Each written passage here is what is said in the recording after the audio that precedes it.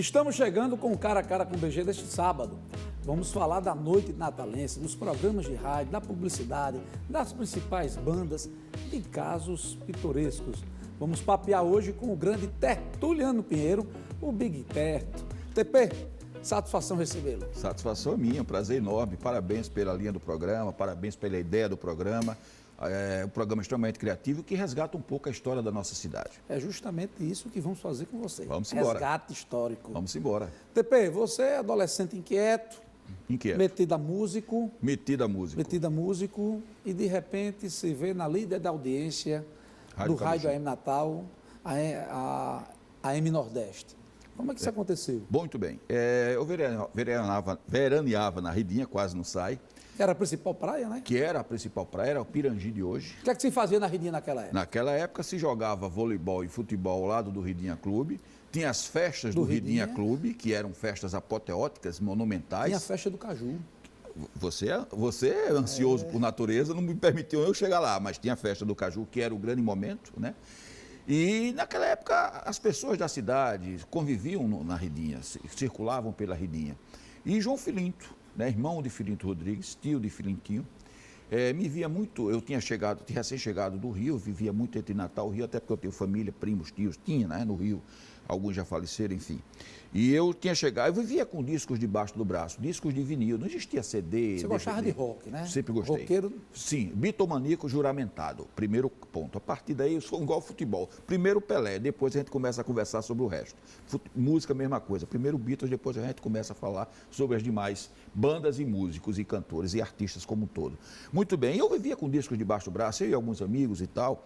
Uns hoje são médicos, outros se formaram em engenharia e aquela coisa. Discos debaixo do braço, eu ia para sua casa, você vinha para mim, levava os discos, ficava curtindo música, enfim e tal. E João me chamou e disse, nessa época, meu nome de colégio era Terto, porque meu nome é Tertuliano. Então, os amigos de Colégio Marista, a galera dessa época me chama de Terto. O TP veio depois da minha agência e o Big veio depois da rádio. Então, só para colocar cronologicamente aí a história. A AM Nordeste funcionava em cima do Cinema Nordeste. Cinema do Nordeste, ali próximo ao Hotel do Cal. Era em frente ao Ducal? Quase em frente. Não, praticamente. Um pouquinho. Já funcionava o Ducal? O Ducal não, o Ducal estava em obras. Vamos voltar para ele. Você começa a ser radialista João Filinto. João Filinto, você não quer fazer um programa de rádio? Eu estudava nessa época no CPU, Colégio Pré-Universitário. Grande Laércio. O Grande Laércio, tem histórias homéricas com Laércio, inclusive. E ele me fez essa proposta e eu fiquei estudando. E ele disse, eu digo, João, nesta época não existia rádio FM. O rádio AM de Natal só tocava música brega. Era Valdir Soriano, Lindomar Castilho, esse era o nível musical do rádio de Natal.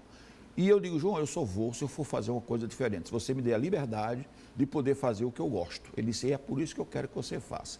E aí papai não permitiu que eu fizesse um programa diário para não atrapalhar os estudos, e eu fui fazer o programa aos sábados à tarde, das 3 da tarde às 6 da noite.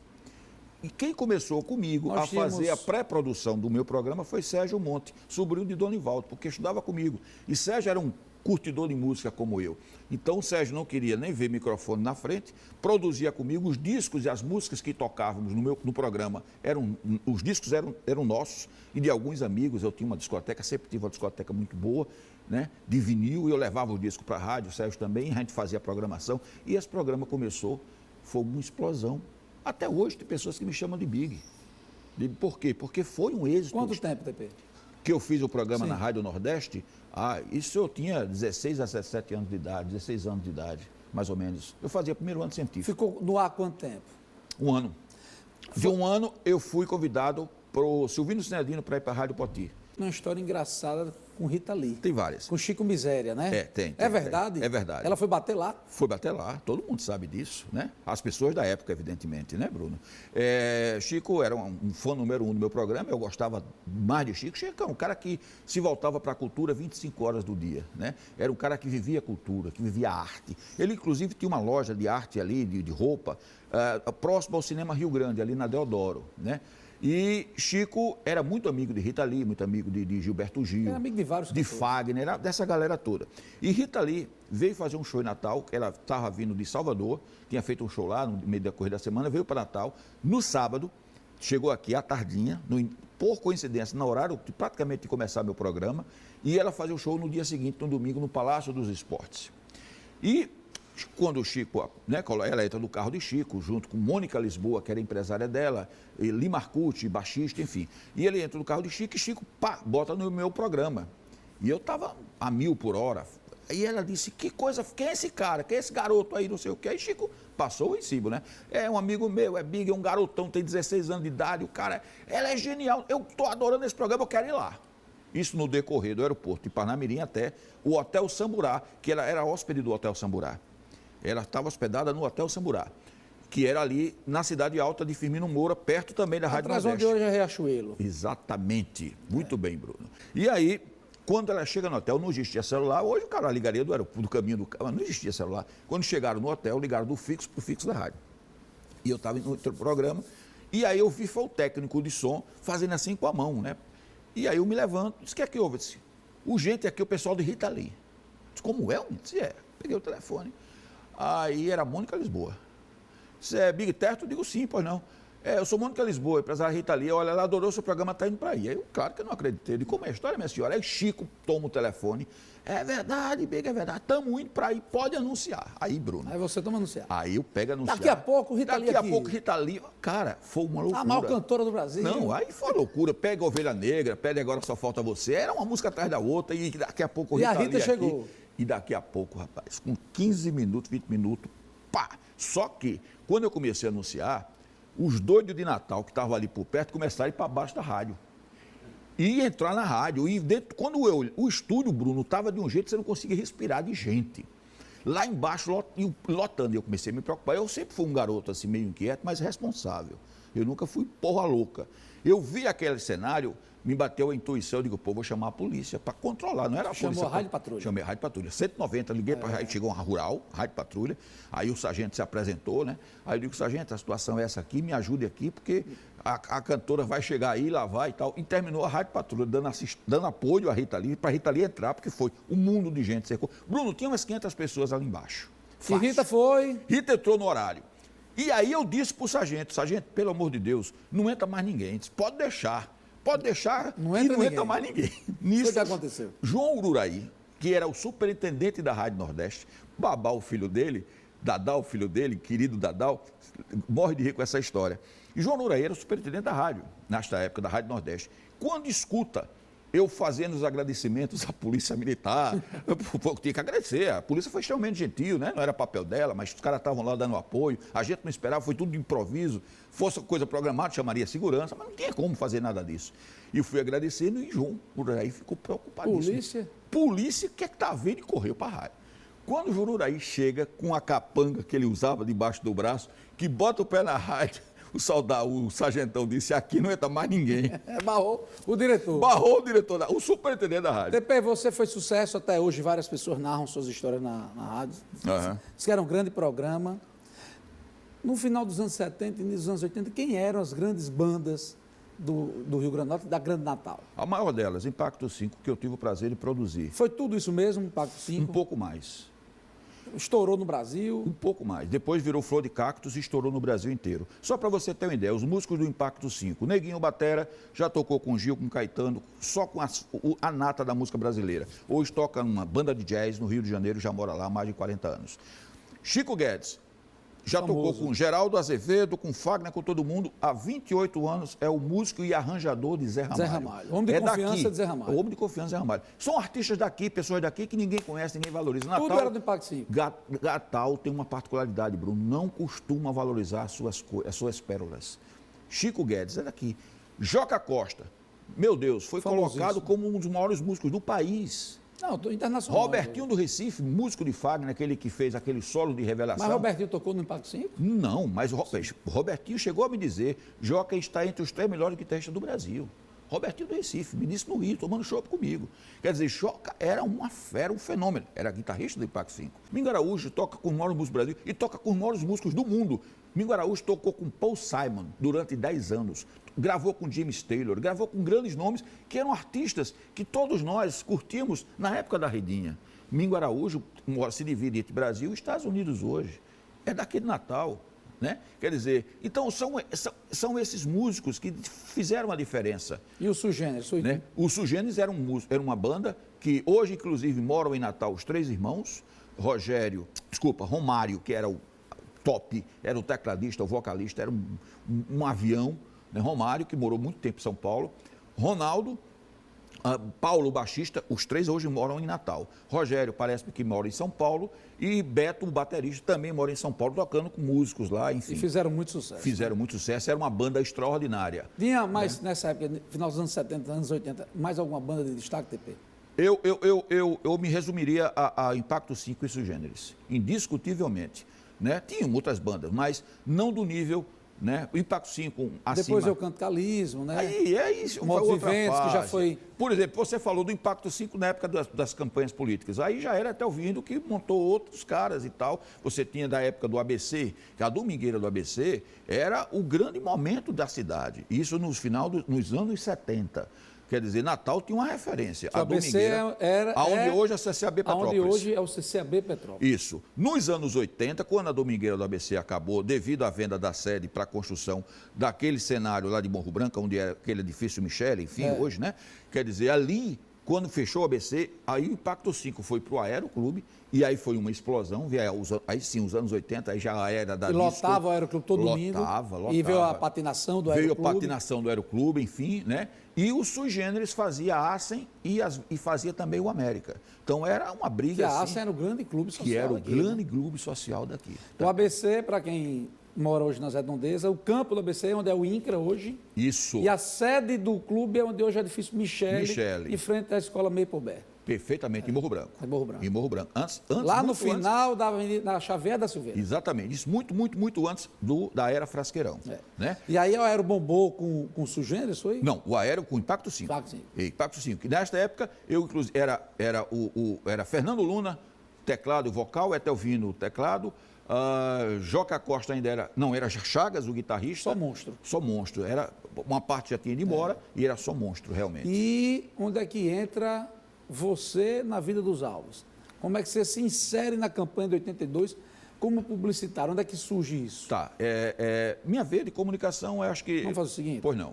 Vamos chamar um intervalo. Na volta a gente vai falar das campanhas políticas dos anos 80, que Tertuliano participou, dos Alves, de Lavoisier, que são várias histórias engraçadas. Do próprio Carlos Alberto de Souza. De Carlos Alberto de Souza, de Ney Lopes. Isso. Enfim, de várias campanhas memoráveis naquela época que arrastava a multidão, quando o político tinha credibilidade. Então, na volta do intervalo, a gente vai continuar conversando aqui com o grande Big Terto. Estamos voltando com Cara a Cara com o BG deste sábado, conversando com o publicitário Tertuliano Pinheiro. TP, Big Terto, é uma história enciclopédia, o grande Big Terto. TP, a gente foi ao intervalo, falamos das principais bandas, falamos do programa de rádio. Aliás, no final dos anos 80, anos 70 e anos 80, o que é que funcionava? Tinha o fliperama da Deodoro, já era bobado. A Casa da Maçã. Tinha a Casa da Maçã. Casa da Maçã. Era Rio Grande e Nordeste? Rio Grande e Nordeste, né? Eram os grandes cinemas da cidade, né?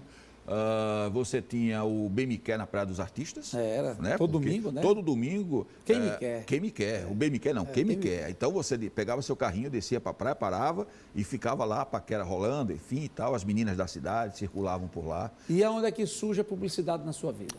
Surgiu dentro do contexto da comunicação.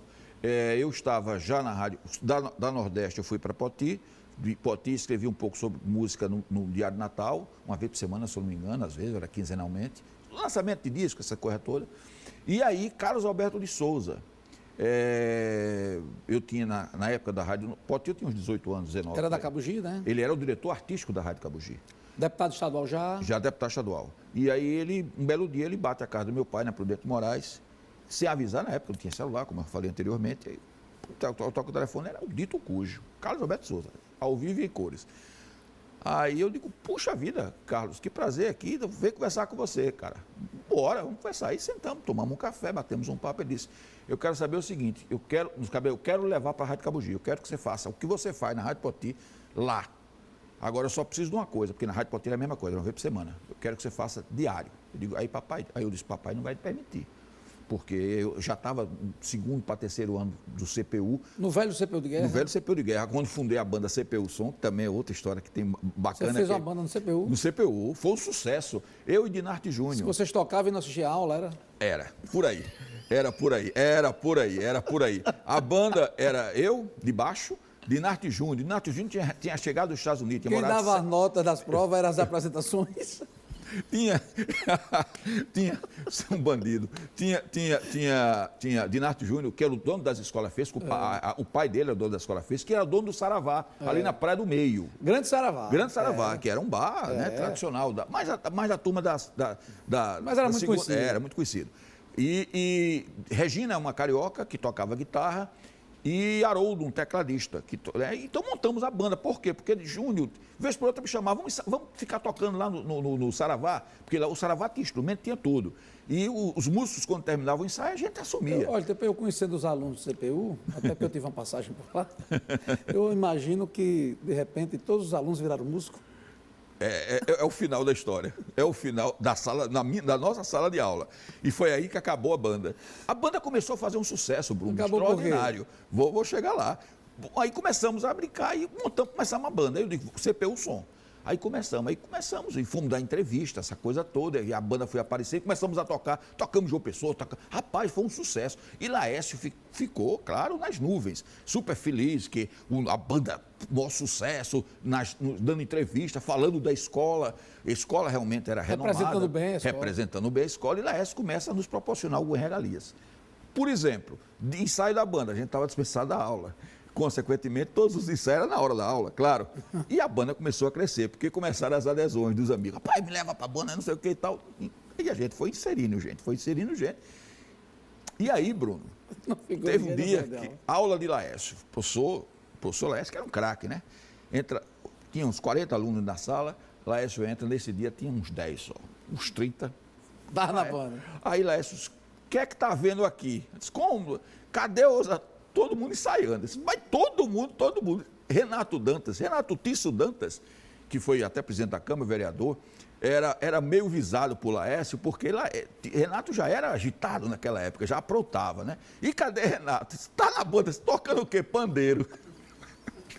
Essa banda acabou-se hoje, acaba essa banda hoje. Aí, rapaz, a gente está ensaiando.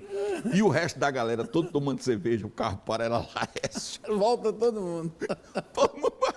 E a banda acabou. Vai voltando para Carlos Alberto. Aí leva você para Cabugi. Me leva para Cabugi. E aí, Bruno, a coincidência, coisas do destino, já nessa época eu tinha 19 anos, com 8 meses, mais ou menos, não chegou a um ano. Carlos Alberto briga com a família Alves e sai. Rompe. Candidato a senador do lado do Zé Gripinho. Pois é, rompe.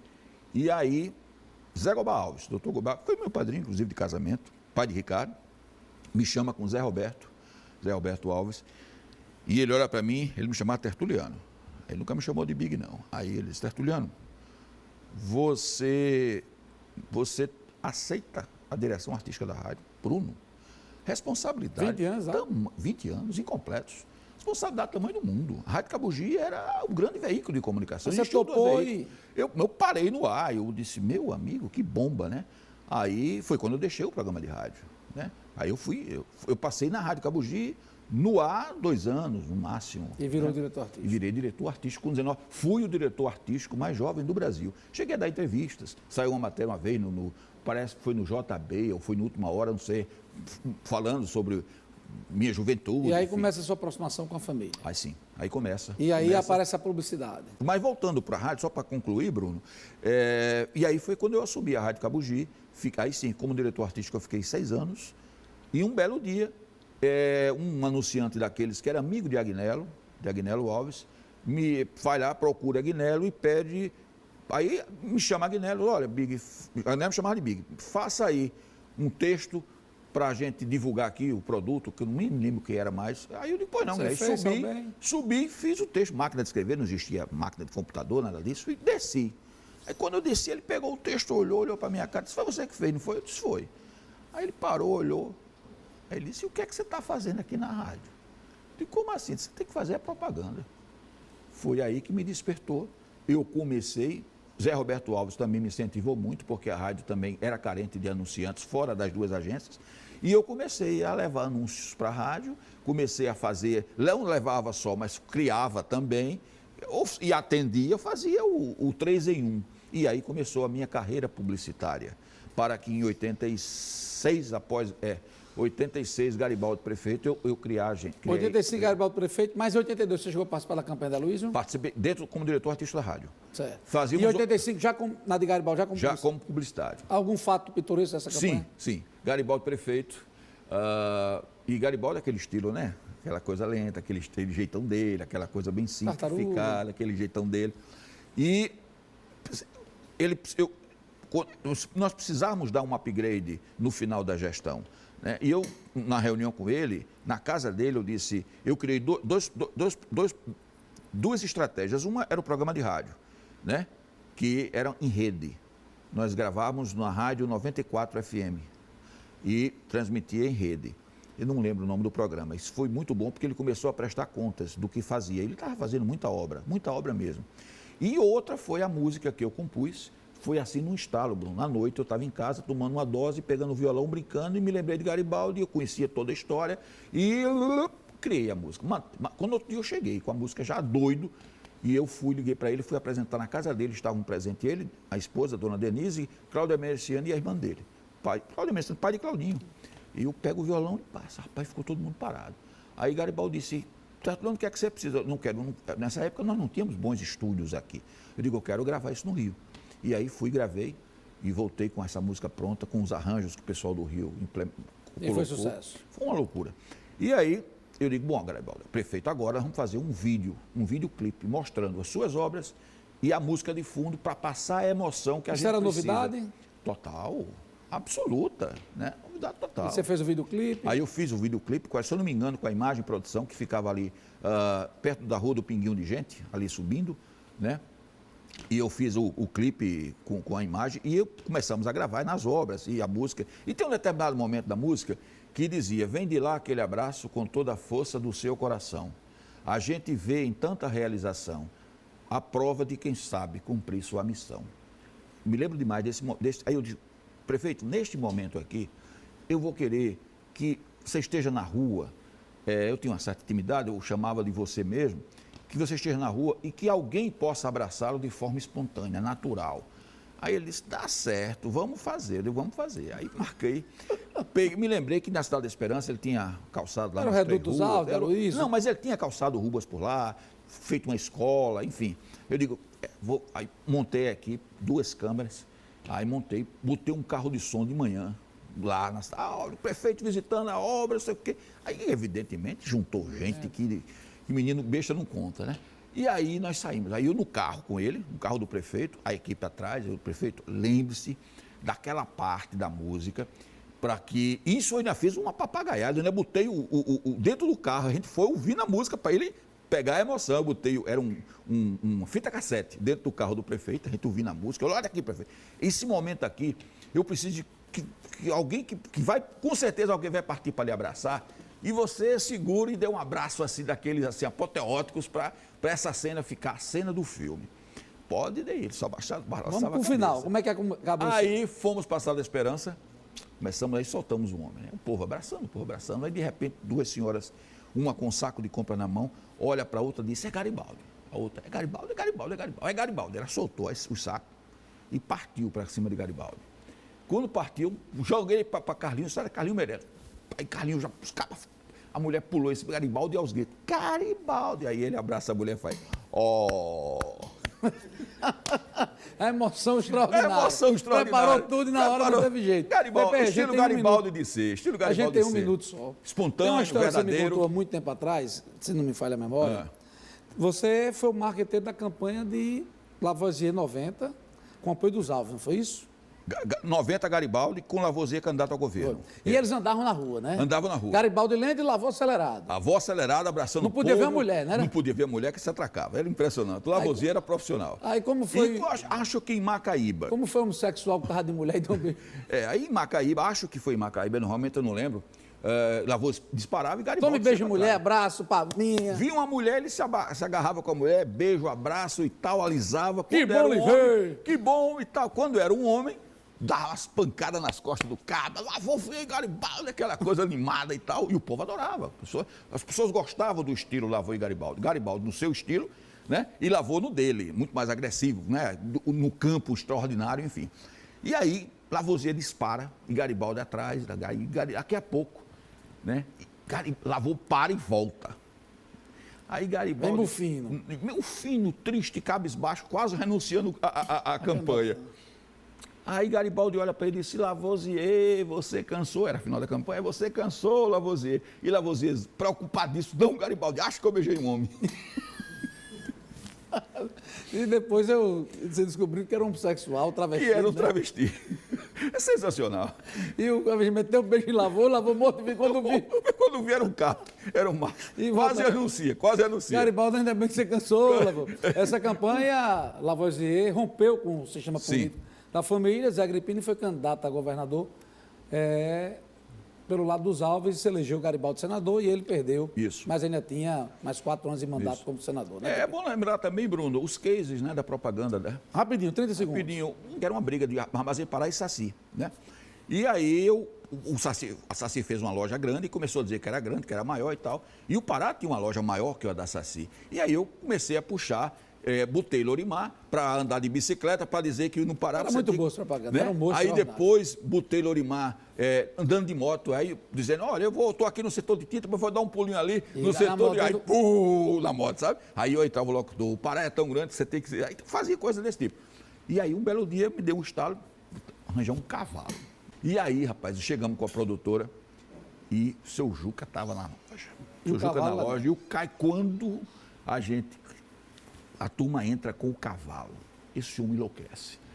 Saiam daqui, bota para grito, não sei o quê. E eu lá atrás, passando o texto, né, vendo os melhores takes, enfim e tal, que eu vejo os gritos, os cabas da produtora: TP, corra lá, porque o negócio aqui tá pesado, tá feio. Quando o seu Juca me vê: a culpa é sua, saia da minha empresa, a empresa é minha, não sei o que, lá vou chamar botou um seu... cavalo lá dentro? Pô, eu não TP. vendo cavalo, eu não sou fazendeiro. Deixa eu lhe dizer da satisfação de conversar Obrigado, com você. Você é uma Bruno. enciclopédia, rapaz. Isso é uma Ah, história cara. demais. É muita Vai ser um história. papo bom. E é isso aqui, o cara a cara com BG é isso. É resgate, é cultura, é histórias engraçadas, diferentes, que normalmente vocês não têm conhecimento. Né? Conversamos aqui com o grande Tertuliano Pinheiro. Meus amigos, até o próximo sábado, se Deus quiser.